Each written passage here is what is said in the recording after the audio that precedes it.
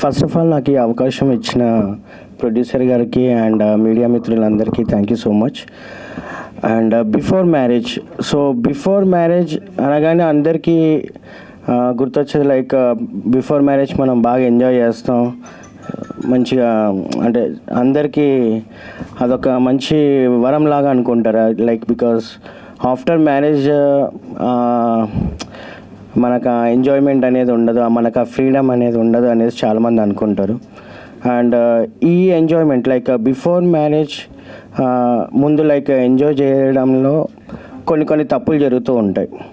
So as మనం daily లైఫ్లో మనం చూడొచ్చు లైక్ ఒక అబ్బాయి చెడిపోవడానికి రీజన్ లైక్ మందు, సిగరెట్ అండ్ అమ్మాయి అంటారు. అండ్ ఈవెన్ ఒక అమ్మాయి చెడిపోవడానికి రీజన్ ఒక సేమ్ లైక్ మందు, సిగరెట్ అండ్ తిరగడం. సో ఇది మనం ఒక లిమిట్ వరకు ఉన్నంత వరకు చాలా బాగుంటుంది. సో ఎప్పుడైతే మనం ఆ లిమిట్ క్రాస్ అవుతామో so then will get problems. So ఆ ప్రాబ్లమ్స్ వచ్చినప్పుడు ఒక రియలైజేషన్ అనేది మాత్రం ఖచ్చితంగా ఉంటుంది. ఎందుకంటే చాలామంది హ్యాపీగా ఉన్నప్పుడు వాళ్ళు చేసే తప్పులు అనేది ఏంటనేది వాళ్ళకి గుర్తురాదు. సో దానివల్ల తప్పులు జరుగుతాయి. సో ఎప్పుడైతే తప్పు జరిగిందో సో వాళ్ళు ఎప్పుడైతే బాధపడతారో ఆ బాధపడ్డప్పుడు వాళ్ళు చేసిన తప్పులన్నీ గుర్తొస్తాయి. సో హ్యాపీగా ఉన్నప్పుడు మాత్రం ఎవ్వరికి ఆ తప్పులు అనేవి గుర్తురావు. సో ఎప్పుడైతే మనం భరించలేని బాధ పడినప్పుడు సో డెఫినెట్గా వాళ్ళు చేసిన తప్పులన్నీ గుర్తొస్తాయి. అండ్ ఆ తప్పులు గుర్తొచ్చినప్పుడు దాన్ని సరిదిద్దుకునే ప్రయత్నం చేస్తే so they will be a good person and వాళ్ళ లైఫ్లో ఇంకా మూవ్ ఆన్ అయిపోయి వాళ్ళ లైఫ్ని సక్సెస్ పొజిషన్లో వాళ్ళు మార్చుకోగలుగుతారు.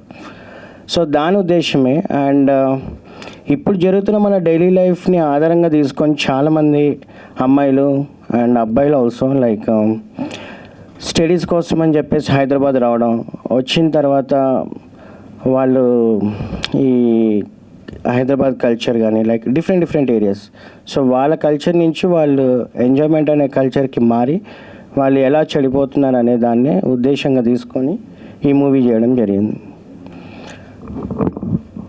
సో ప్రతి ఒక్క పేరెంట్స్ కళ కూడా ఒకటి ఉంటుంది. లైక్ ఈ మూవీలో చూపించినట్టు ఒక ఫాదర్ ఎమోషన్ లైక్ వాళ్ళ మదర్ ఉండరు, ఓన్లీ ఫాదర్ ఉంటారు. అండ్ ఆ ఫాదర్ ఎమోషన్ ఏంటంటే తన కూతుర్ని తన పరువుగా భావిస్తాడు. ఎప్పుడైతే ఆ పరువు పోతుందో నా ప్రాణమే పోతుంది అంటాడు. సో ఇక్కడ ఆ పరువు గురించి మూవీ అంతా లైక్ నా కూతురు తప్పు చేయదు, సో దాని గురించి ఈ మూవీ అంతా ఉంటుంది. అది సో ఇంకా ఈ మూవీలో యాక్ట్ చేసిన నవీన రెడ్డి గారు ఫస్ట్ ఆఫ్ ఆల్, ఎందుకంటే ఇది లేడీ ఓరియంటెడ్ మూవీ. అండ్ నవీన రెడ్డి గారు లైక్ చాలా చూశాను, తను చాలా మూవీస్లో చేస్తూ ఉంటారు. అండ్ తనైతే బాగుంటుంది అని ఈవెన్ నాకు ఈ అవకాశం రావడానికి రీజన్ అయిన అన్వర్ గారు అండ్ ఆయన ద్వారా ఆ హీరోయిన్ గారు కూడా పరిచయం. అలా నేను ఆ అమ్మాయిని పెట్టుకోవడం జరిగింది. And she did well like first చూసినప్పుడు అంత అనుకోలేదు, బట్ వెన్ ఆ ఎమోషన్ సీన్స్ అనేది చేస్తూ ఉంటే లైక్ తను ఒక నవీనారెడ్డి గారు కాదు లైక్ ధరణి అన్నట్టుగా ఈ మూవీకి తగ్గట్టు ఆ క్యారెక్టర్కి తగ్గట్టు చాలా బాగా చేశారు. అండ్ భరత్ గారు లైక్ నాకు ఎప్పటి నుంచో పరిచయం అండ్ తనతో ఆల్రెడీ కొన్ని ప్రాజెక్ట్స్ చేశాను. అండ్ తన యాక్టింగ్ కూడా చాలా బాగుంటుందని చెప్పి అతన్ని కూడా తీసుకోవడం జరిగింది. అండ్ ఇంకా లైక్ అపూర్వ గారు అండ్ మన రివ్యూ లక్ష్మణ్ గారు వీళ్ళందరూ చాలా బాగా చేశారు.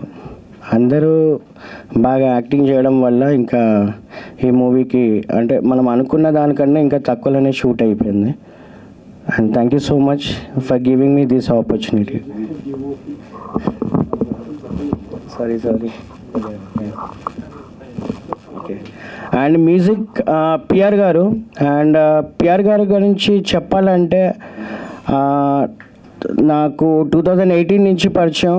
నేను బిఫోర్ లైక్ నేను ఒక యూట్యూబ్ డైరెక్టర్ని.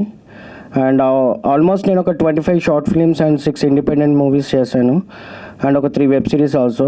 And the biggest hit like true love and అనే ఫిలింకి ఇండిపెండెంట్ మూవీ లైక్ 3 పార్ట్స్ ఉంటుంది, దానికి పిఆర్ గారు మ్యూజిక్ ఇచ్చారు. సో పిఆర్ గారి మ్యూజిక్ చాలా అంటే చాలా బాగుంటుంది.